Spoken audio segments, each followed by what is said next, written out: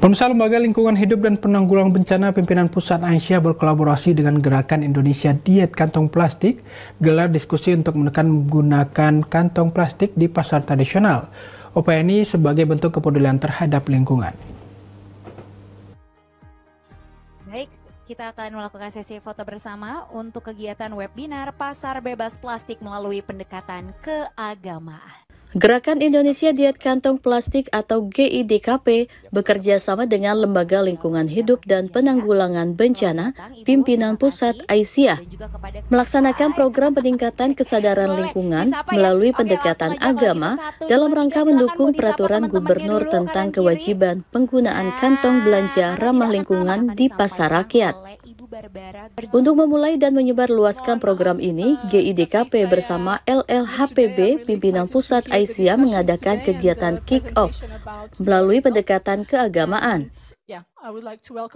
Dengan kita semua, acara ini menghadirkan unsur dari pemerintah setempat, pengelola pasar, pedagang, konsumen, kelompok masyarakat di sekitar pasar, dan Hening Parlan selaku Ketua Divisi Lingkungan Hidup LLHPB Pimpinan Pusat Aisyah. Kolaborasi GIDKP dan LLHPB Pimpinan Pusat Aisyah dengan pemerintah Provinsi DKI Jakarta yang didukung oleh GIS melalui program Religious Matters bertujuan untuk mendorong perubahan perilaku pada program Pasar Bebas Plastik melalui pendekatan agama. Kemudian dibagikan ke seluruh taman bacaan. Jadi bagus banget tuh.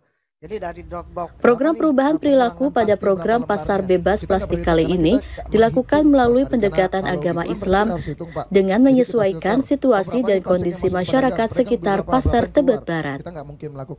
Ketua Divisi Lingkungan Hidup LLHPB Pimpinan Pusat Aisyah Hening Parlan mengatakan perubahan iklim tidak bisa diselesaikan melalui pendekatan sains, namun pendekatan agama juga harus menjadi bagian dari perubahan iklim tersebut. Kalau ibu-ibu itu nggak begitu, jadi ke pasar itu. Di Indonesia ini data dari statistik kita sudah lebih dari 250 juta penduduk di Indonesia. Yang mengaku beragama berapa? Yang mengaku beragama lebih dari 94%. Yang beragama Islam berapa? Yang beragama Islam dari 94% di atas 85%. Artinya kalau Indonesia rusak, yang sebagian merusak adalah umat Islam. Ini menyedihkan. Pendekatan agama harusnya digunakan untuk sesuatu yang bukan hanya pendekatan kita kepada Tuhan. Kalau di dalam Al-Quran itu kita sudah dijelaskan bahwa 30% itu adalah hubungan kita dengan Tuhan. Tapi 70% itu adalah muamalah. Muamalah itu adalah kegiatan kita sesama manusia, kegiatan kita dengan alam.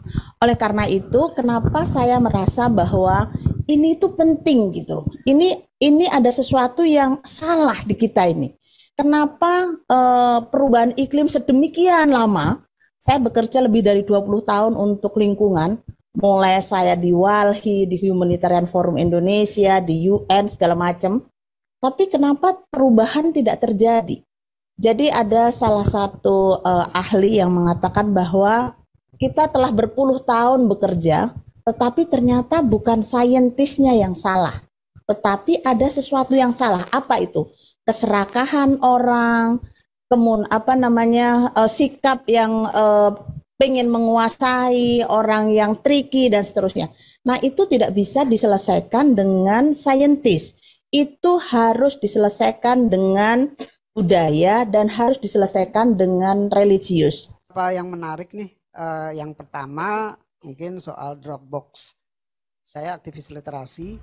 Saya melihat Hening berharap kesadaran masyarakat menjadi kunci utama dalam menjaga lingkungan, terutama dengan tidak menggunakan plastik saat berbelanja di pasar tradisional.